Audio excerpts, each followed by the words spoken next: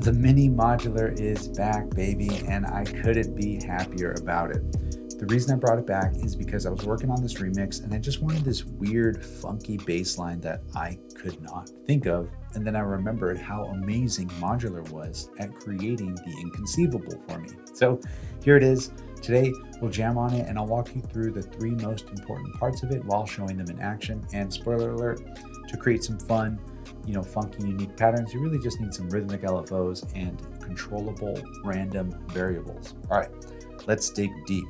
Number one, it starts with random but musical results. This is making sure I have a way to stay in key, or better yet, a way to choose what notes my random notes will hit, because it's one thing to just hit random, right?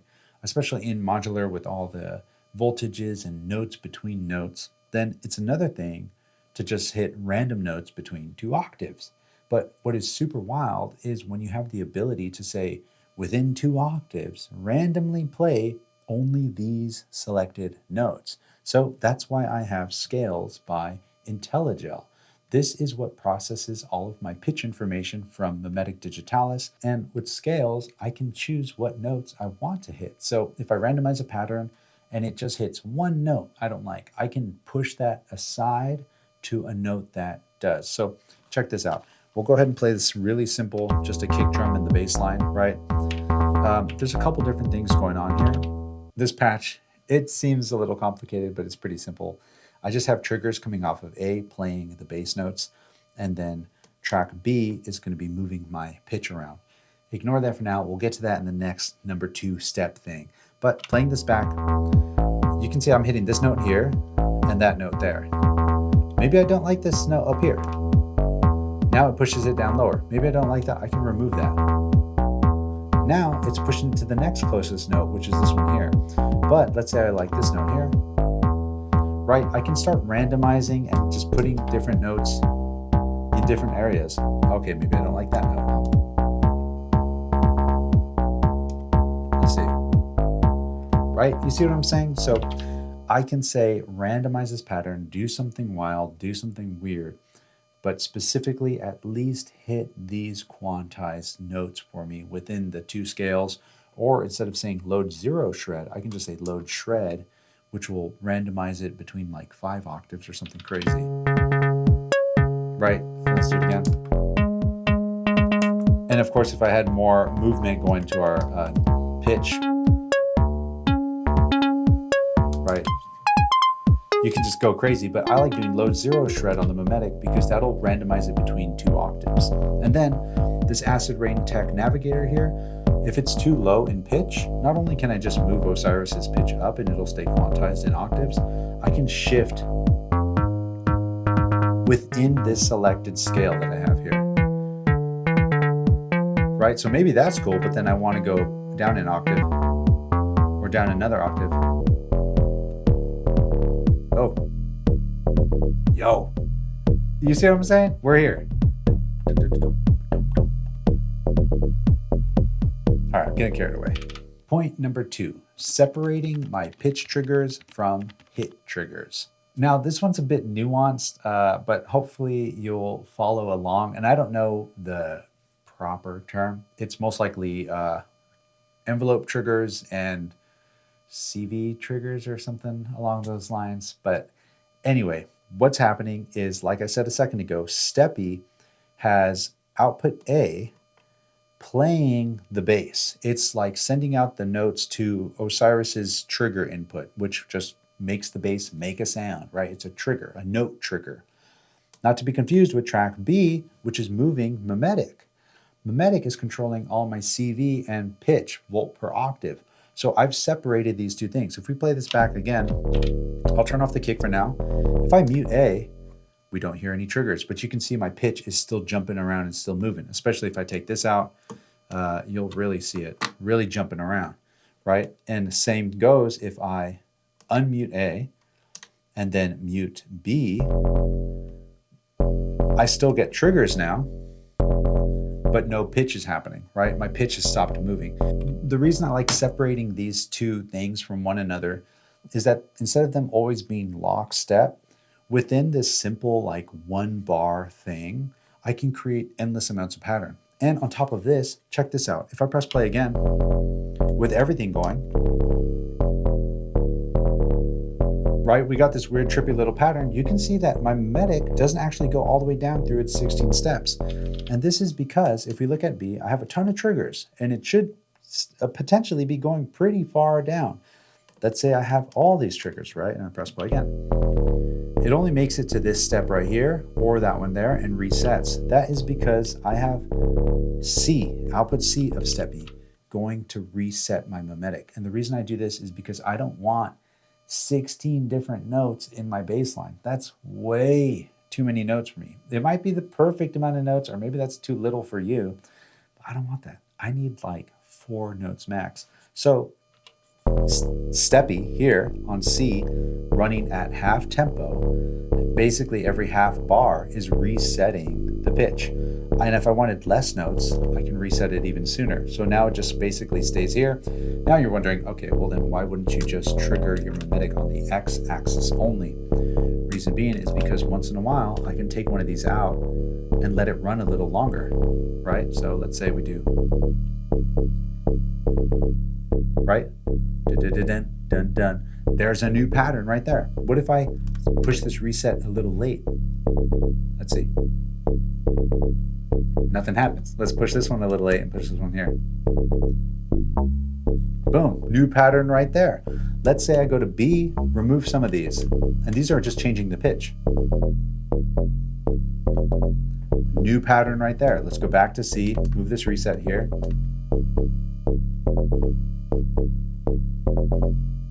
Right? Go to A, add some new triggers here.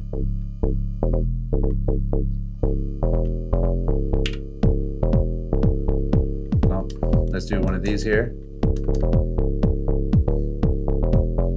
How about this? Or this?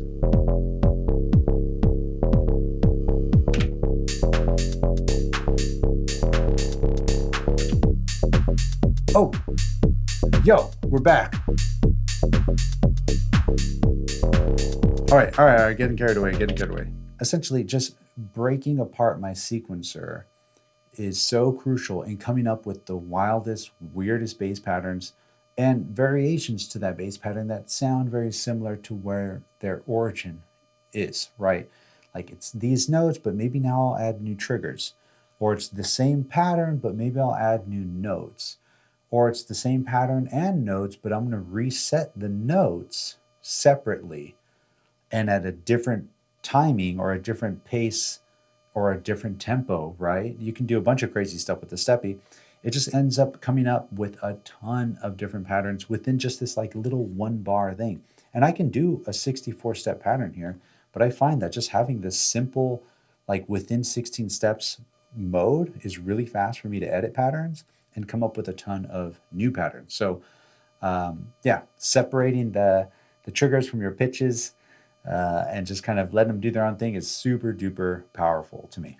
Number 3, Rhythmic LFOs. This is easily one of my favorite things to mess with. I do it all the time on hardware, in DAWs, but it's never as unique nor as complex as this module allows me to be.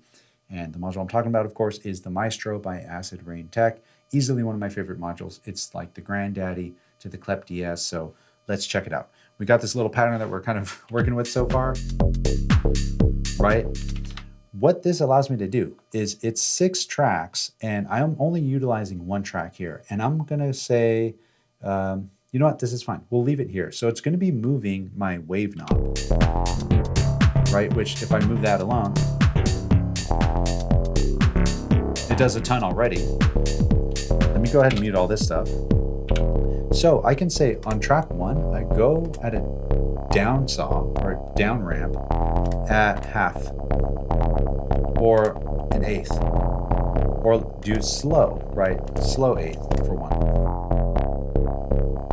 Okay, cool, right? Pretty basic. I also have it at attenuated at like 50%, or I think this might be 25%, but if I turn it off, right, that's 100%. This gets nuts though, absolutely nuts. We'll stick it at the 12%. Actually, no, let's go 50. Okay, this sounds crazy, but check this out. you can have a chain option. And what chain allows me to do is, you guessed it, chain all of these different things together to happen one after another for a specific output. So I can say, let's do a slow, actually, you know what? Let's do half down ramp, and then I want to say half low, and then for another half, stay low, half stay low, half high, half low, half low, half high, and then I'll say quarter down, quarter up, and then sure, chain to one, hit chain. So now look at this. It's jumping around all crazy. This is the wild rhythmic LFO thing I was telling you about. Listen to it. Right? Weird, crazy.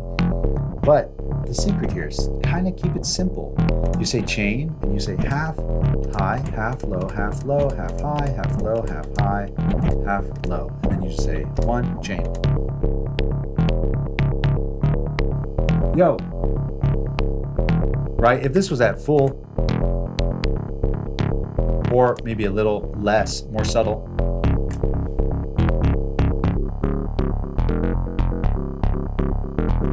What is happening?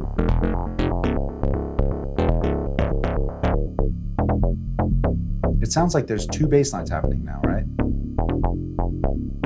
If we wanted to really hear this, I'll take this out of our FM on the filter and just send this to the filter instead. And then I'll say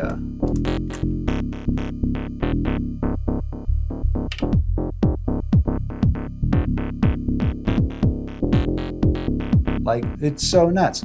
And the fun in it is these, again, controllable random variables, because I'm not a mathematician here, right? I'm not a scientist. I'm not able to say, all right, yep, with one half high and then a half low, and a half high, that's going to be a perfect 16th of a bar, or I don't even know what I'm saying anymore, right?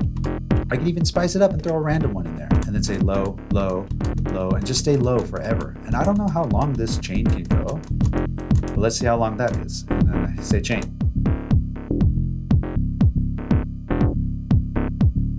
And I threw that one random in there.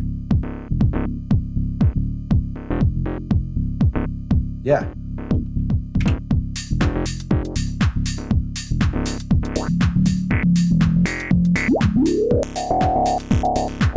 Oh, yo, this just reminded me of something. Check this out.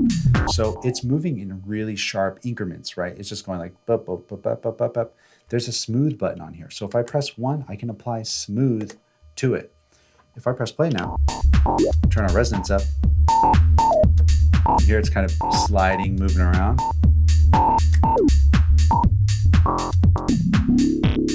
And same goes, if I were to take this and say, go back to wave X,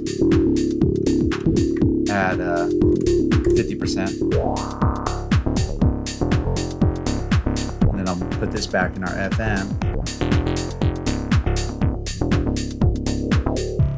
Right, but again, my favorite thing is to say chain, half low or half high, and then half low, half high, half or quarter low, throw it way off, right? And then half low, quarter high, half high, and then say 1 and chain. You can see that that quarter kind of threw it off. So the slow will just give you a different division. It basically says, instead of like half of like a 16th or something like that, it turns into like half a bar or whatever. It turns into like wild, really long amounts. So if you were to again say chain 1, we'll say half high, half low, slow, half high, which is a new amount, slow 16th down, which is a really long one, and then I say chain that to 1.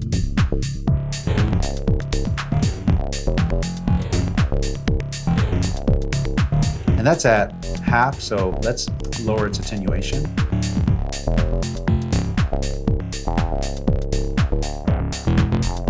This is absolutely nuts.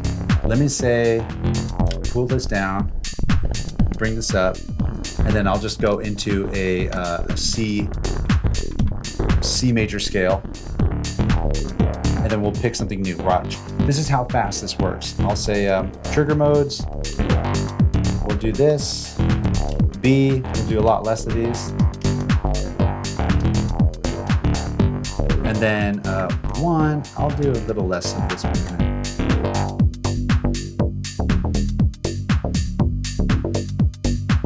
That's fine. And then we'll say track 5. I have a little chord sample here from one of my sample packs.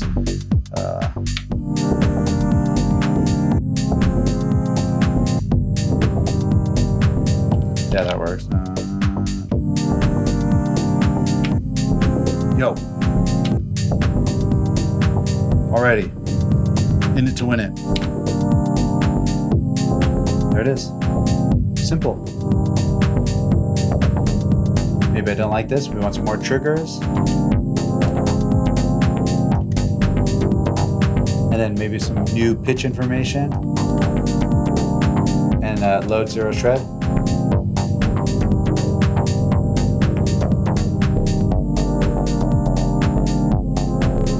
Let me lower this track so we can really hear it.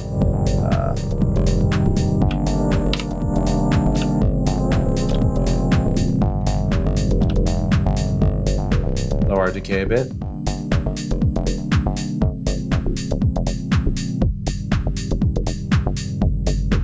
You see what I'm saying?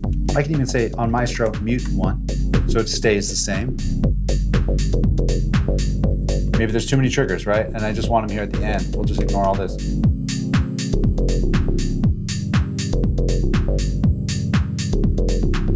And then I can say, all right, that's kind of cool, but let's do some more.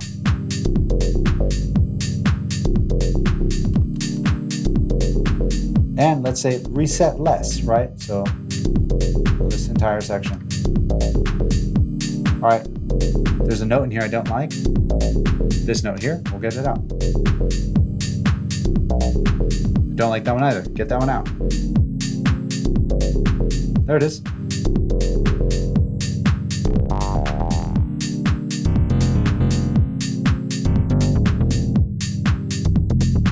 There it is.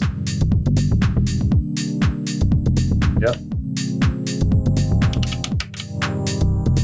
You get the idea? The mini modular is back, baby.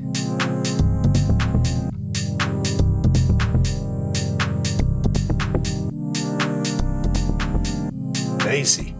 This Osiris is too good.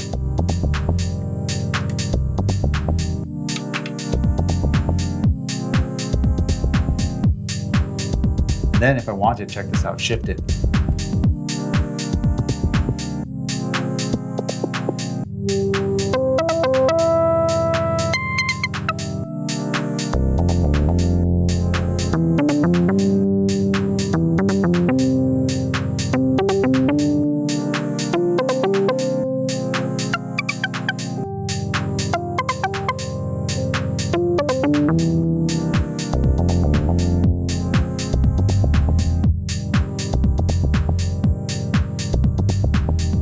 Appreciate you, my friend. Thanks so much for stopping by. Thanks for taking it till the end. If you made it into the deep, let me know down below. And yeah, until next week, my friend, you already know the drill. Share the love, share the knowledge. Knowledge is power.